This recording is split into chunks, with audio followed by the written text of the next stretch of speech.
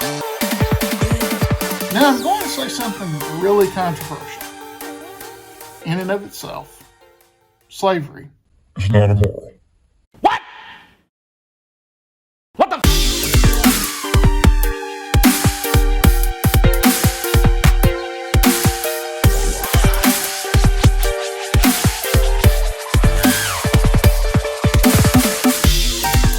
Hello again, everyone. Triggerman 1976 here, and on this episode of the BLOGCAST, we'll be looking at a recent interaction between atheist Alex O'Connor, who's probably better known as Cosmic Skeptic, and commentator Ben Shapiro on a recent episode of Unbelievable's Big Conversation on the question of whether or not religion is good for society. In particular, though, I want to look at a section of that discussion that occurs roughly about an hour in, when Alex brought up the issue of slavery. And so let's listen in and kind of see where that conversation goes. It does seem to me that there are some things within religious scripture that do need to be taken seriously and do need to be taken essentially at face value. That is, some of the very specific legalistic commandments of the Old Testament, for example, or of the Hebrew Bible, I should say. These are not, when people list these and say that these are potentially morally problematic and may have done something towards hindering, for example, like I mentioned earlier, the abolition of slavery in the United States. Of course, there was a great deal of religious influence on both sides, but don't you think that this problem could have been solved a lot more easily if there had been a stronger religious tradition of opposition to the ownership of other human beings? Why can't that have been the case?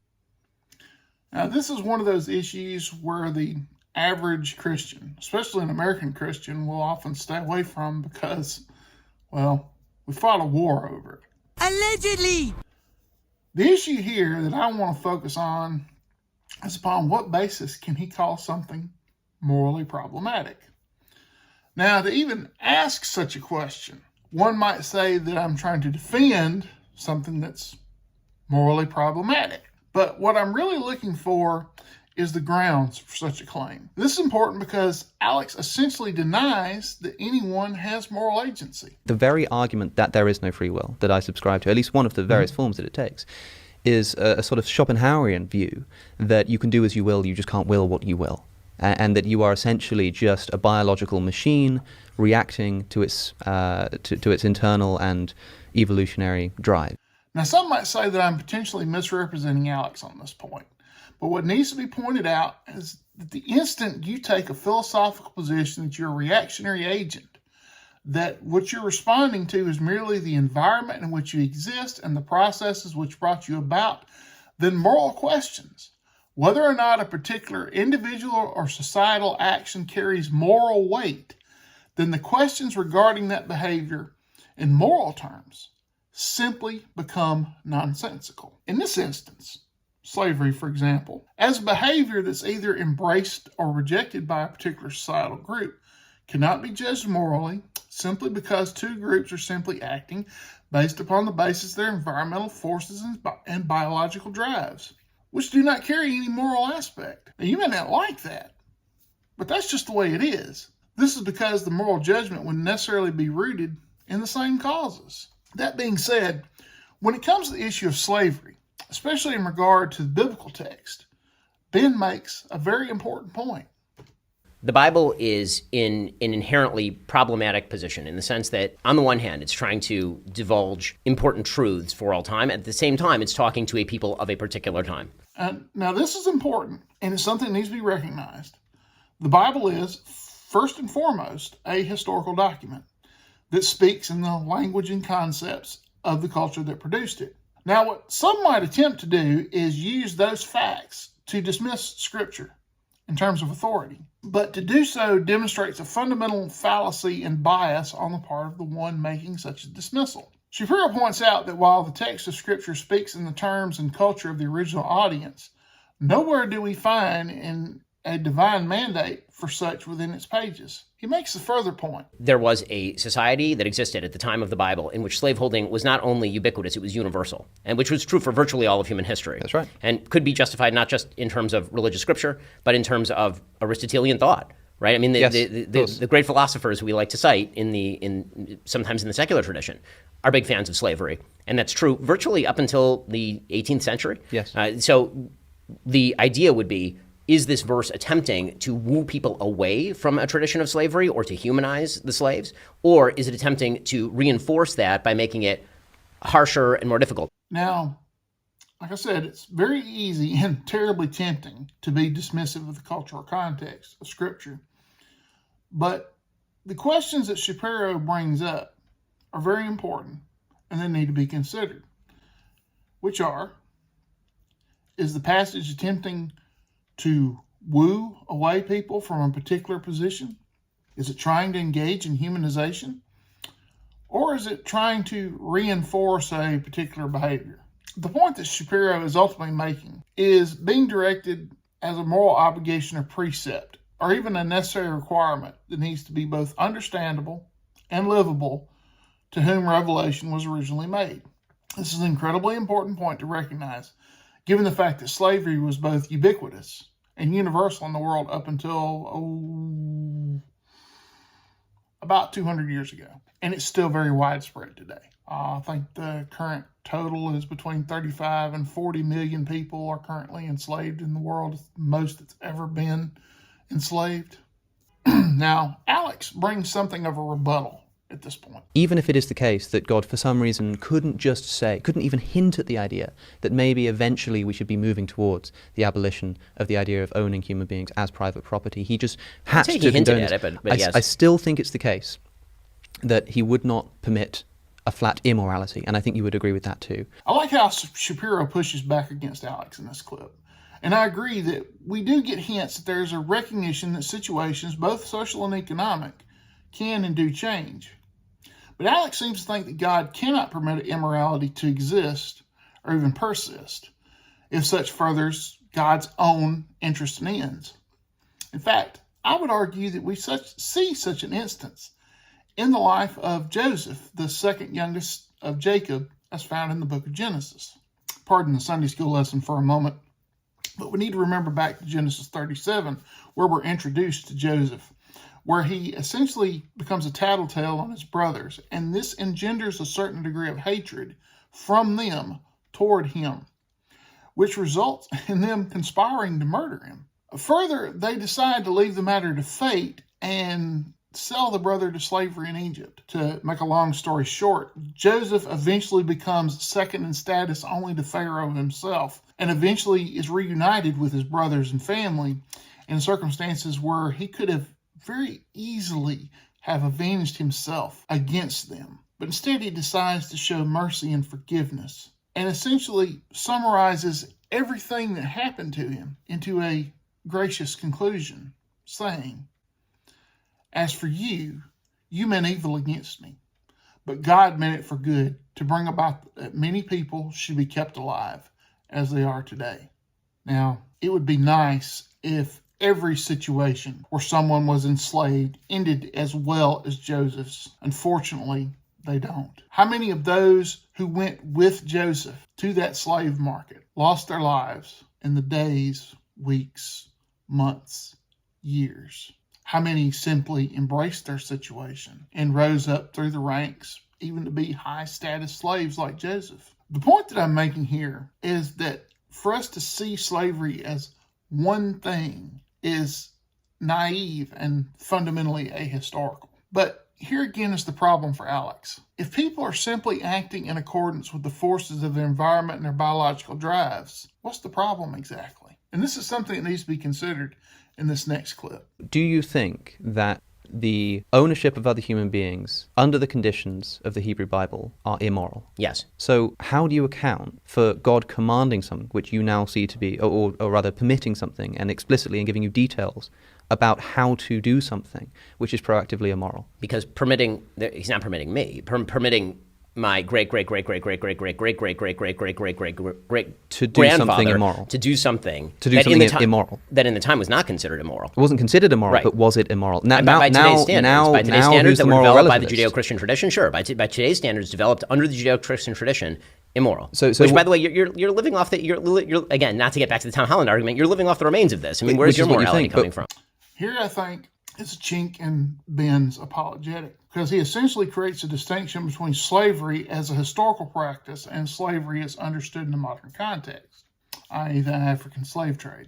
In fact, Alex points out this appears to assume some condition of moral relativism. And I think that's correct.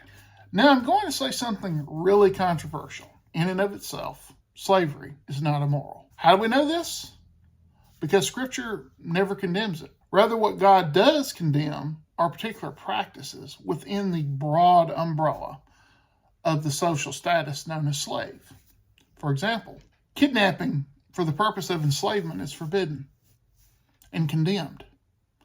Creating social situations where slavery is promoted and proliferated is condemned. Or when someone is given the status of slave, that they can just be treated in any way and denied justice. While slave in our modern context carries a certain meaning, we need to recognize the terms used are often translated as slave or servant don't carry the same connotation in the ancient context and actually may envelop different social circumstances. One of those circumstances Alex brings up in a case study, and it's the situation that we find described in Exodus 21, 2-6, which reads, "When you buy a Hebrew slave, he shall serve 6 years, and in the 7th he shall go out free for nothing. If he comes in single, he shall go out single. If he comes in married, then his wife shall go out with him. If his master gives him a wife and she bears him sons or daughters, the wife and her children shall be her master's, and he shall go out alone. But if the slave plainly says, I love my master, my wife, and my children, I will not go out free, then his master shall bring him to God, and he shall bring him to the door or the doorpost, and his master shall bore his ear through with an awl, and he shall be his slave forever."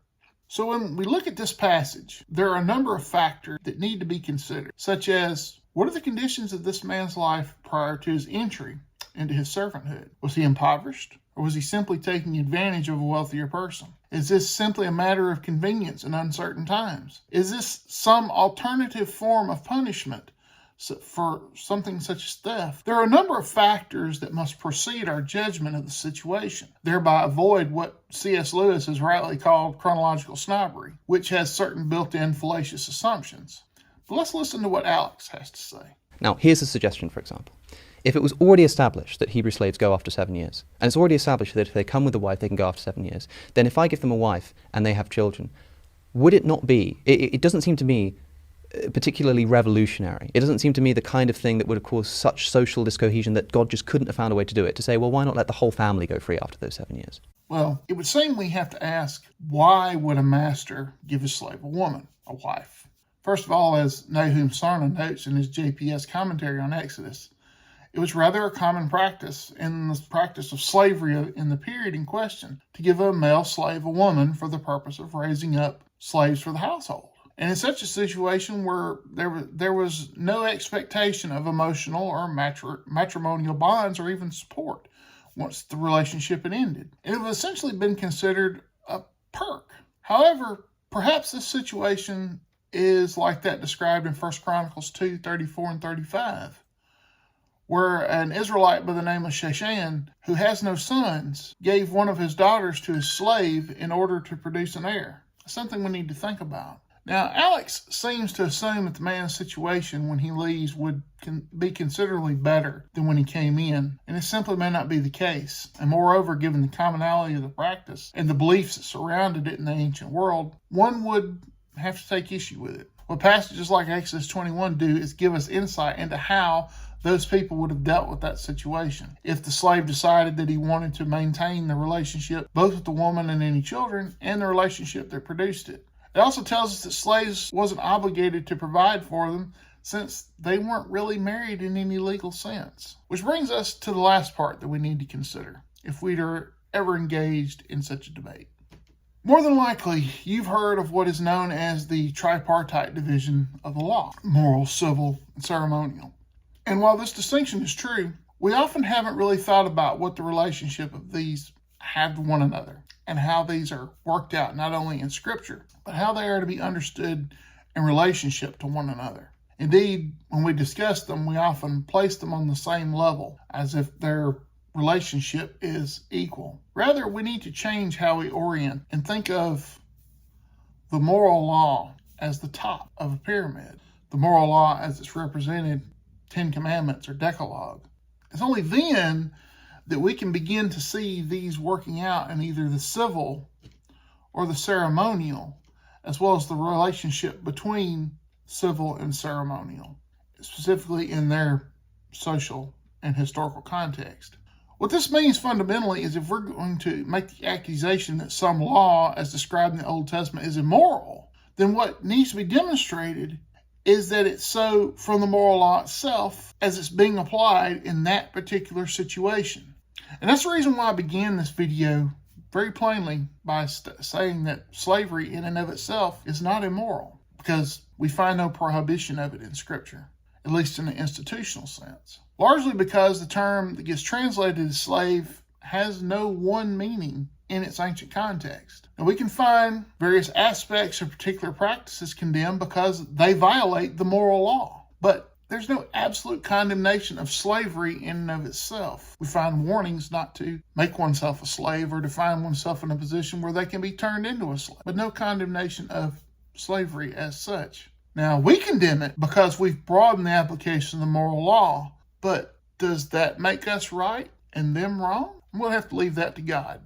But if you care to read more, then you can see this post here, as well as this one, both of which will be linked below in the description, and links to my other content, as well as the debate between Alex and Ben. But that's all for this video. I'm Triggerman1976, and you can follow me on X and Instagram at Triggerman1976. Just remember, if you enjoyed this video, please be sure and hit that like button. And if you found it informative, please share it with your friends. And if you don't mind, hit that subscribe button. Until next time, I'm Triggerman1976, and thanks for watching.